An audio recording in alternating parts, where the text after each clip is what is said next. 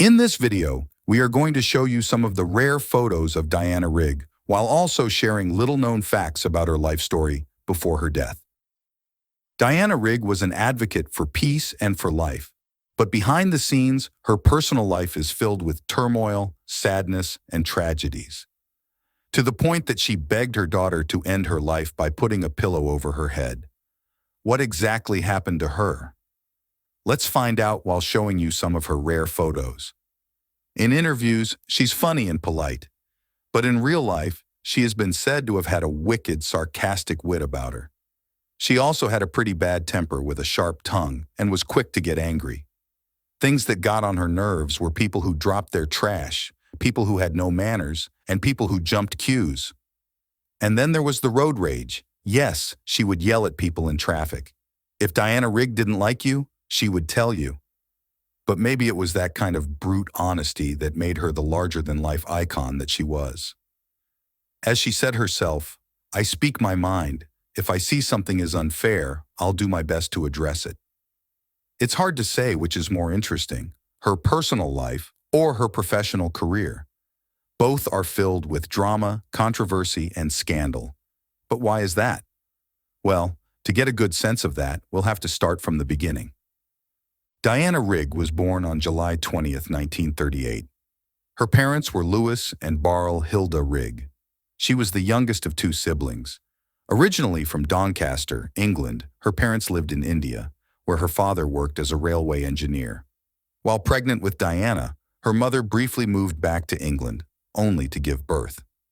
4 years earlier, she had given birth to Diana's brother in a military hospital in India. It was a bad experience for her, and she felt it would be safer to give birth to her second child in England. Diana was only 2 months old when her mother and daughter moved back to India to rejoin the family. Growing up, she learned Hindi as a second language. If she had a happy childhood in India, it was not to last. With World War II over, her parents shipped her back to England to a Protestant boarding school. She was only 8 years old at the time and must have felt alone, terrified, and abandoned. She struggled to fit in, and in her own words, hated it. For most of her life, her experience there would make her feel like she didn't belong anywhere. "I felt like a fish out of water," she later said. Although it was a really difficult time in her life, it helped to shape her character. She found a love for performing early on in life, but there was no one to encourage her or support her. In fact, in typical Diana Rigg humor, she later recalled, "I might as well have said I wanted to go on the game when I told the headmistress I wanted to be an actress." For those not familiar with British slang, to go on the game means to become a working girl and to sell your body on street corners. And if there's one thing you'll learn about Diana Rigg in this video, it's that she's never done what she's told. So after finishing school in 1955, she ignored her headmistress and joined the Royal Academy of Dramatic Art. There, she studied acting for 2 years before landing a professional role in the 1957 play The Caucasian Chalk Circle. After that, she joined the Royal Shakespeare Company, where she soon made a name for herself as an outstanding actress. During this time, she also did some modeling and had a few small supporting roles in British TV series. During most of 1964, with the Royal Shakespeare Company, she toured through the USA, the Soviet Union, and Europe. But her major break came in 1965 when she landed one of her most iconic roles ever, a role that she would later come to hate. It was the role of Emma Peel in The Avengers. At the time, she had no idea what The Avengers was. She had never watched it before she auditioned for the role, and believe it or not, she never watched it even after she starred in it. "I hadn't seen it. I didn't know what it was about. I had absolutely no idea at all," she once confessed. The Avengers was a spy comedy, and at its center were John Steed and Emma Peel. John Steed, played by Patrick Mcvie, was a sophisticated and dapper secret agent. His sidekick, Emma Peel, was a super sexy crime-fighting beauty. The character was far ahead of her time. Not only was Emma Peel a sex bomb who loved wearing leather catsuits, but she was also a feminist. She was smart, intelligent, and quick on her feet. Imagine Diana's surprise when she discovered that she was being paid mere pennies compared to her male co-actors. But it gets worse. Diana was the leading lady in a smash hit TV series, but even the cameraman got paid more than her. And when she stood up for herself and demanded a triple increase in her salary, well, she was on her own. Not a single woman in the industry defended her, and nor did her friend and co-star Patrick Mcvie. The media made her out to be a money-hungry mercenary, a young woman stepping out of line. Diana eventually got the increase, but it came at a great cost to her reputation. Even though Diana did only 2 seasons on the show, it instantly catapulted her to international stardom. It's every actress's dream come true, right? Not for Diana. To her, the sudden fame was a horror show. In Germany, police once had to use their batons to fend off crazed fans. On another occasion, she had to hide in a public toilet to get away from her admirers. She became a sex symbol overnight. It made her feel uncomfortable, and she hated it. Bombarded with fan mail that she was too scared to read, she would keep it locked up in the back of her trunk. She didn't want to reply but thought it was rude to just get rid of it. Eventually, her mother had to step in and respond on her behalf, especially to the letters that were a bit inappropriate or below the belt, replying things like, "My daughter's far too old for you. Go take a cold shower or run around the block." Looking back at her iconic Emma Peel character later in life, she admitted that she was grateful for the role. In fact, she was grateful for every role she ever played, big or small, success or failure. But she never liked to think back on those days. She hated that she was remembered for her Avengers role, remembered for the catsuit-wearing sex bomb, and not remembered for her more serious work. In her own words, it was a terrible chasm between the icon she was back then and the icon she was later in her career. And besides, she hated that leather catsuit. She described it as a nightmare. It was hot and sticky and took 45 minutes to get out of. The fame that came with The Avengers was overwhelming. It made her feel paranoid, and she often felt like packing her bags and running away. But what she did not know yet was that more fame was soon to come.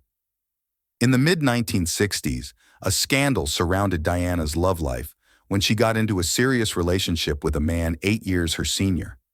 At the time, she was in her early 20s, but the age gap wasn't the troubling part. Her lover, Peter Sagal, was a married man with 2 children. Even though he had separated from his wife, they were still not divorced. Diana and Sagal were intimate for 8 years, but with her being the ever-free spirit, she never wanted to marry him. As she described it, she was not the type of girl who cared about being a respectable woman. Simply put, she had no plans of getting married ever. 2 years after her phenomenal success as Emma Peel, she landed another major role, this time in the 1969 Bond film On Her Majesty's Secret Service.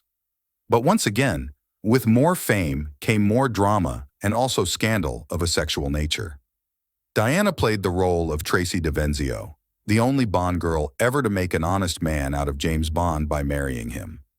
In the leading role of 007 was George Lazenby, a man whom Diana seemed to have absolutely hated throughout the rest of her life. There was even a rumor that she would eat garlic before their love scenes just to annoy him. Imagine having to keep a straight face for the camera while trying to passionately kiss a fresh garlic mouth. But it turned out the rumor was not true. So who started it then? According to Diana, it was Lazenby himself. True to Diana's fiery temper, she did not let it slide and publicly called him out to set the record straight.